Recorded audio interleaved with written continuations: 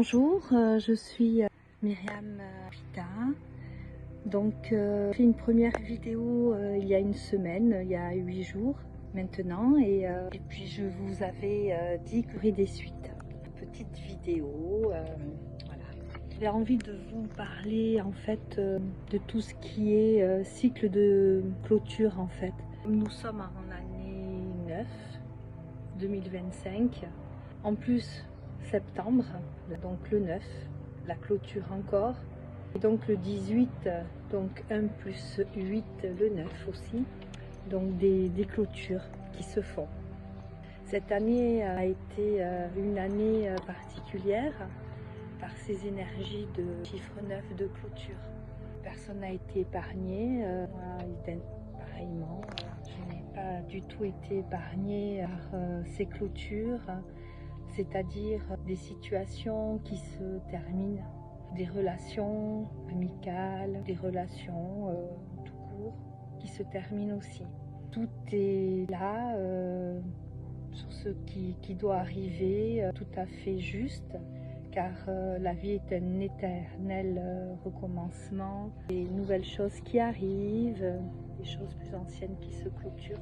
Et ce que je voulais dire aussi, c'est que en fait, les clôtures, ces changements de situation, en fait, viennent là où notre intérieur est en réel et grand chamboulement avec des ascenseurs émotionnels très forts, notamment avec les astres du moment. Donc s'il y a des personnes qui chamboulées avec des fins de relations, des fins d'événements, de situations normales, voilà, c'est la vie. Il faut les accepter parce que ça fait de la place pour quelque chose de mieux, de plus bénéfique pour soi en fait. Ce sont des parts qui partent et qui vont révéler vers qui nous sommes, comme des petites parts de guérison. D'ailleurs, les Mayas avaient aussi des rituels de clôture. Pour eux, c'était tous les 52 ans, comme les Aztèques d'ailleurs. Donc, c'est vrai que les 52 ans, pour les personnes, pour notre humanité, souvent, il y a des changements, des grands changements de situation. Il faut y faire attention, car de là, la vie prend une autre forme et c'est toujours pour notre bien, en fait. Voilà. Mais lorsqu'on les vit sur le moment, c'est toujours très chamboulant, c'est jamais confortable en fait. Jusqu'à retrouver cet équilibre que l'on a à l'intérieur, il faut le retrouver. Et comme les Mayas, comme je vous disais, eux avaient 2 calendriers qui se rejoignaient tous les 52 ans et pour faire une clôture de cycle. Et ils appelaient ça, c'était le rituel du feu nouveau, une cérémonie majeure au temple et au temps des Mayas. Alors comment est-ce qu'ils faisaient? Qu'ils éteignaient tous les feux de tous les foyers, qui signifiait la mort d'un cycle. Pour nous, c'est notre intérieur, voilà, comme je vous disais, un chamboulement. Donc il y a tout qui s'éteint, car la perte de repères pour aller vers un nouveau cycle, pour aller vers un nouveau feu sacré comme les Mayas et les Aztèques. Ce nouveau feu était rallumé, qui représentait la renaissance et la continuité de la vie. Voilà, tout était un éternel recommencement. Les Aztèques, comme je vous disais, partageaient cette vision cyclique du temps, avec la croyance que le monde avait déjà été créé et détruit plusieurs fois. Comme nous, nos fins de cycle, nos vies recommencent sur d'autres bases. Voilà, c'est toujours pour notre bien.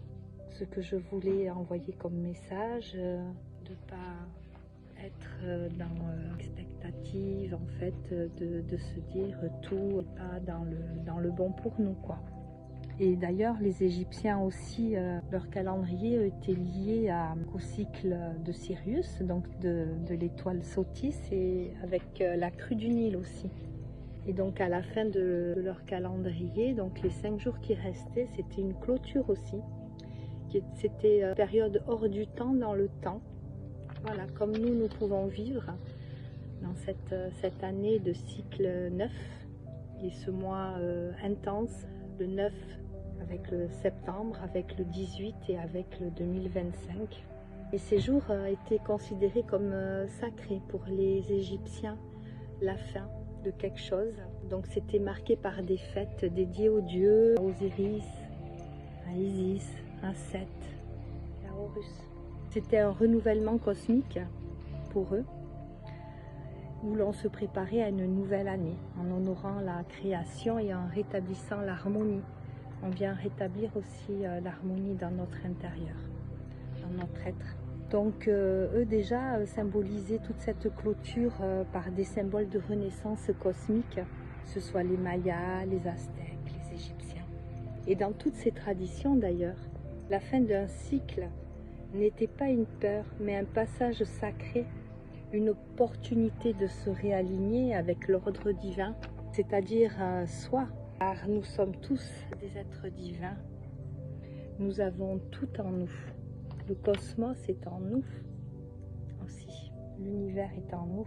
Et comme tout ce qui est en haut est en bas, tout ce qui est en nous est en haut, est en bas. Nous avons notre propre cosmos. Le divin est en nous pour aller vers notre propre guérison. Alors c'est sûr, avec des chamboulements, des remises en question, des pertes de personnes physiques avec les morts. En tout cas, pour ma part, beaucoup de décès autour de moi, de gens proches, beaucoup de fins de relations pour un renouveau. Ce sont ces parts-là qui partent pour laisser la place à quelque chose de nouveau, une place avec des parts de guérison en fait. Je voulais vous partager ce cycle de clôture. Certaines personnes doivent se sentir totalement déboussolées, chamboulées. Mais voilà, je vous fais cette vidéo pour vous donner l'espoir d'aller de l'avant tout en pensant que c'est pour le mieux pour vous. L'univers nous amène tout ce qu'il y a de bon pour nous.